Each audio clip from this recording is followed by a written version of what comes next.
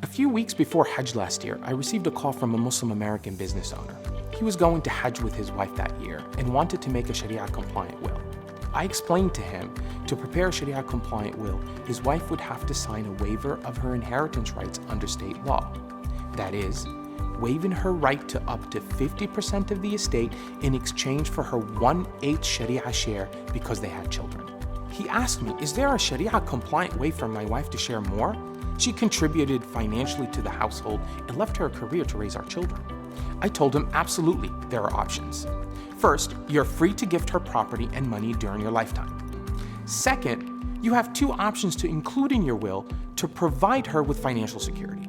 They are, 1, increase her mahr, or 2, acknowledge a moral religious debt for the services she provided you throughout the marriage.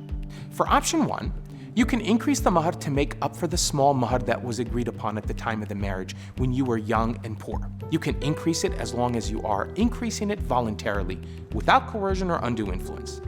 This is valid and sound under Islamic law. Because the mahr is a debt upon the husband, the mahr must be paid from the gross estate before the prescribed shares are distributed to the Islamic heirs. So a wife will receive her mahr from the estate plus her Quranic prescribed share. Option 2 is a moral debt based on the marriage contract. Strong Sharia authority finds a marriage contract does not require a wife to be responsible for the domestic chores for the family and her husband.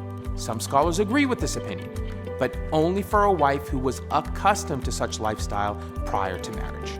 Based on this Islamic authority, a husband may be required to hire domestic help to provide for these domestic services. If your wife provided these domestic services, you may want to pay off the moral religious debt obligation you owe her for these services. This is done by acknowledging the moral debt in your will, which will be paid from the gross estate, plus she receives her Quranic prescribed share. Another theory for the moral debt you may owe your wife is based on the wife's financial and non-financial contributions to the acquisition of the marital estate. If your wife facilitated or contributed to the acquisition of the marital estate by working or sacrificing her career to stay home, or managing the marital finances, or raising the children, then she may have a Sharia-based equitable interest in the property acquired during the marriage. You are free to acknowledge a moral debt with money or other property for her contributions. This amount is paid from the gross estate, plus she will receive her predetermined Sharia share. As you can see, you have many Sharia-compliant options to protect the financial security of your devoted wife. My client decided to increase his mahr to include the family business. The Sharia works and is anchored in a moral equity.